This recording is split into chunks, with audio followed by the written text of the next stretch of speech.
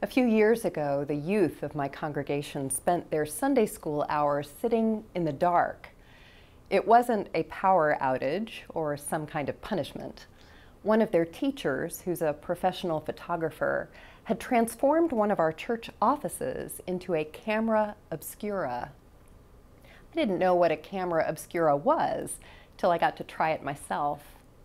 It's a small room made completely dark, black plastic over the windows and doors, except for one tiny pinhole over the window through which light from outside can come in.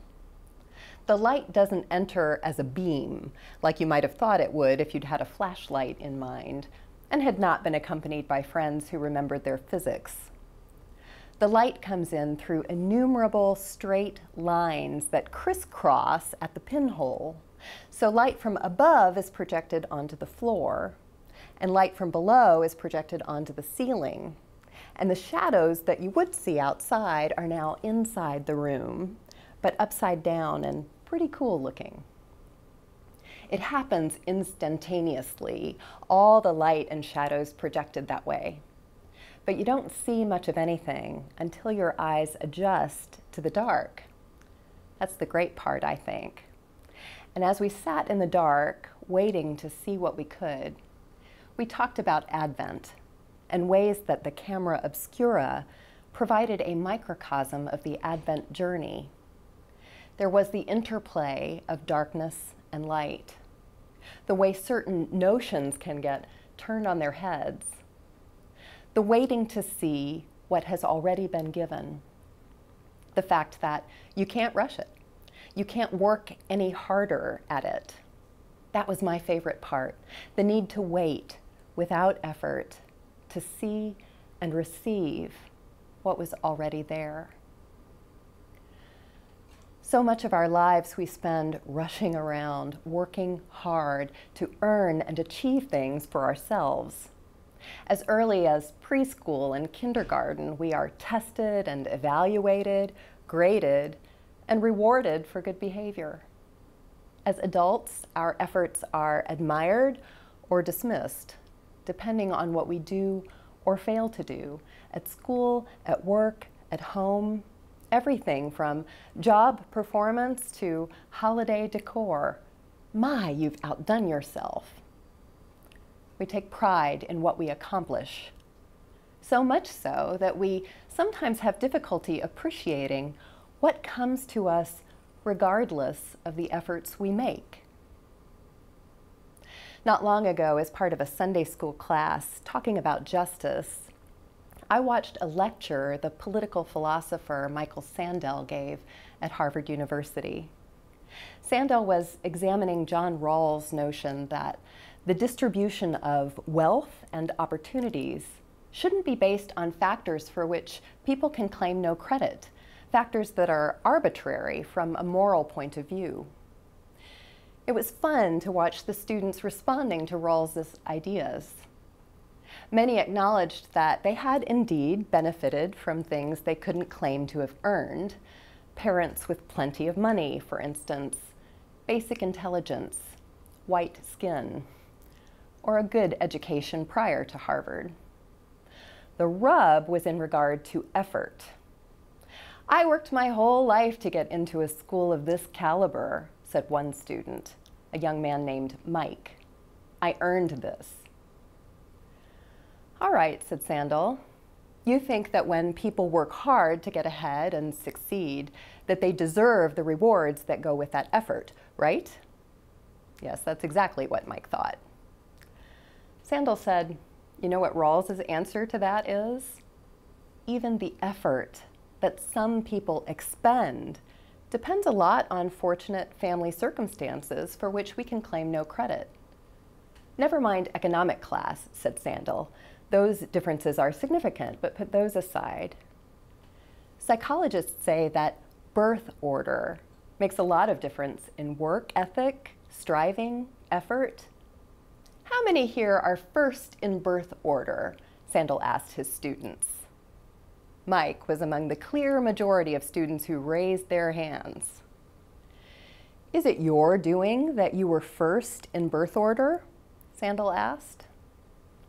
Mike shook his head, disgusted. We prefer the feeling of achievement. It's why many of us spent the last moment comparing our work ethic to that of our siblings. Am I right? Save it for later if you can. We prefer the feeling of achievement, like King David does, as we hear about him in the story the lectionary suggests for today from 2 Samuel. The situation there is set up beautifully. My friend Kim Clayton says, you can just see David settled in on his sofa with the overstuffed pillows, feet up on the ottoman, looking out his big picture window at the land he rules as far as the eye can see. The momentum for David is up. He must feel like he is on his way. David has put the Philistines in their place. He has consolidated the country, impressively uniting north and south. He has established the new capital city, Jerusalem, and brought up the Ark of the Covenant in a grand and festive parade. Goliath is dead, Saul is dead, and David is alive, very much alive, riding a crest of popular acclaim and gratitude. Now, the scriptures say, when King David was settled in his house, and the Lord had given him rest from all his enemies around him, the king said to the prophet Nathan, see now, I am living in a house of cedar, but the ark of God stays in a tent. About this moment, Eugene Peterson says, do you know what I think? I think that David is just about to cross over a line from being full of God to being full of himself. Heady, with all of his success, the king believes he is now going to do God a favor. See, I am living in a house of cedar. David believes he is housed better than God, that he has achieved a standard of living better than that of God.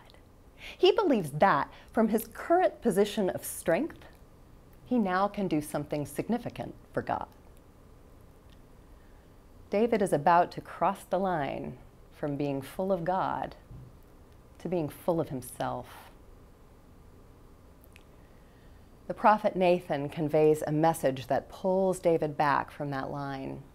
Nathan reminds David that the sovereign God will not be bought or held in place. God is free and will continue to be. Nathan reviews for David the long history of God's gracious acts. What got David where he is today? I took you from the pasture, God says, to be prince over my people Israel. I have been with you wherever you went. I cut off your enemies from before you.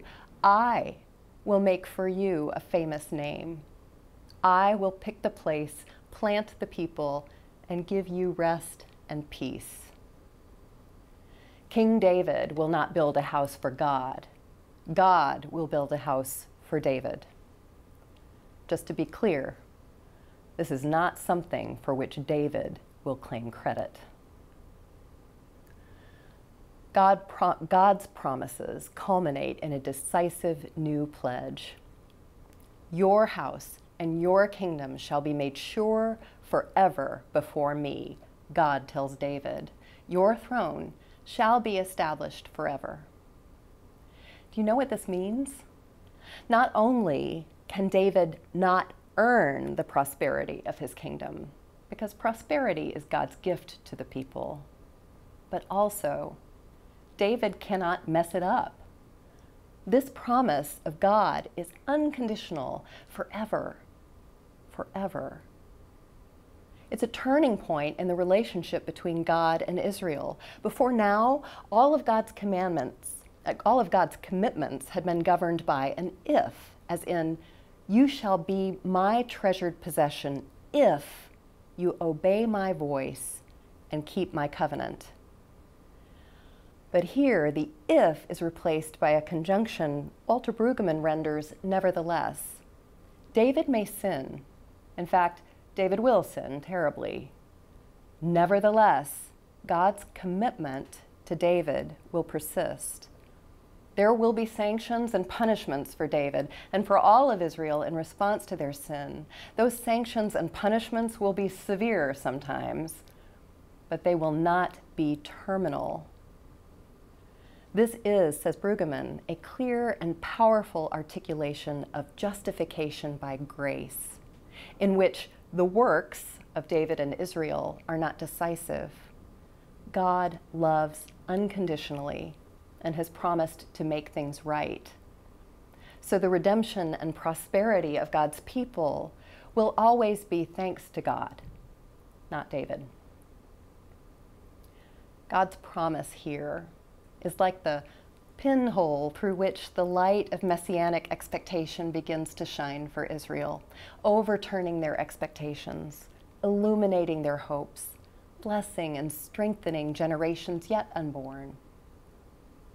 As we turn to Luke, we meet the heirs of this promise, along with Jesus Christ, who comes to fulfill it. In Luke, the angel appears to Mary, announcing God's favor. And I can't help but think again of the things people earn and the things they do not and cannot earn.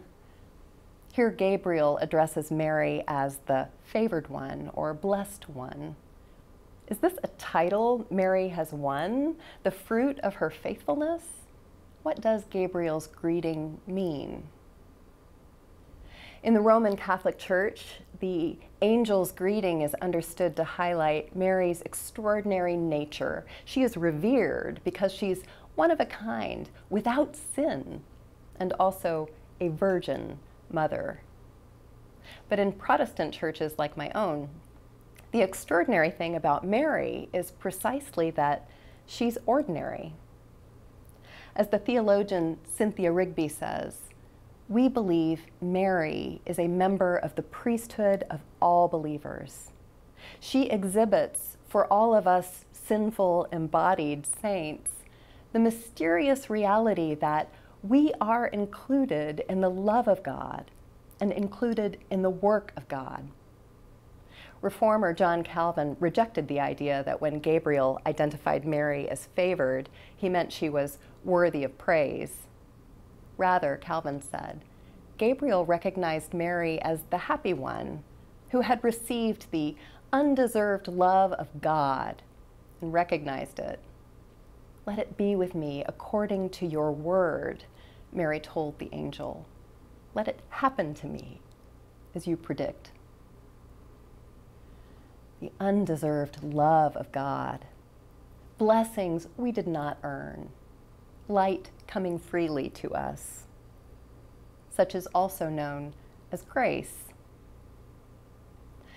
I've been reading Donald Miller's memoir, Blue Like Jazz, and he talks about the difficulty some people have receiving the grace of God. He used to be one of those people, he said. He would hear about grace, read about grace, even sing about grace, but he couldn't accept it. It seemed wrong to me, he said, not to have to pay for my sin, not to feel guilty about it or kick myself around. More than that, grace did not seem like the thing I was looking for. It was too easy. I wanted to feel as though I had earned God's love, as though God and I were buddies doing favors for each other. Miller had his epiphany in, of all places, a grocery store. He was standing in line at the checkout, and the woman in front of him pulled out food stamps to pay for her groceries. He had never seen food stamps before. This is a privileged story, still a good story, I hope. He was intrigued about the food stamps, also uncomfortable. Miller found himself wishing there was something he could do, maybe pay for the groceries himself, but he just stood there. The woman kept her head down, walked stiffly away. She knew he was watching her, feeling sorry for her. It was later he realized it wasn't that woman who needed pity, but Miller himself. Somehow, he said, I had come to believe that because a person is in need, they're candidates for sympathy, not just charity. It wasn't that I wanted to buy her groceries. The government was already doing that. I wanted to buy her dignity. Yet, by judging her, I was the one denying her dignity. Miller began to imagine what it would be like for him to need food stamps, to buy his groceries with the currency of poverty, to feel the eyes of other customers studying his clothes and the items in his cart. Miller knew he'd want to explain he had a good job and made good money, to show people he had it together, he was fine. I love to give charity, he said, but I don't want to be charity. This is why I have so much trouble with grace. Miller shared about a time he'd been praying with friends. They were listing their concerns and requests for prayer, and Miller listed a lot of his friends and family members, but never shared his own problems. A friend of his asked, "What about your struggles?" And Miller said, "No, his problems weren't that bad." This friend said, "Don, you're not above the charity of God." Then he realized his motives weren't noble, they were prideful. He didn't care more about his friends than himself. Like too many of us, he had wanted to believe he was above the grace of God. None of us is above the grace of God. All of us, from the richest and mightiest ruler to the poorest, most vulnerable mother, we are all recipients of God's charity, all of us. And while we may, at times, wish that we could earn God's favor, it is better, I believe, to accept that God's blessing is something given, not something won. You really can't work harder to get it, nor can you mess it up. God's love and favor simply come. Like light, once your eyes have adjusted to the darkness of the night, or like a baby, when the time for its birth has finally arrived.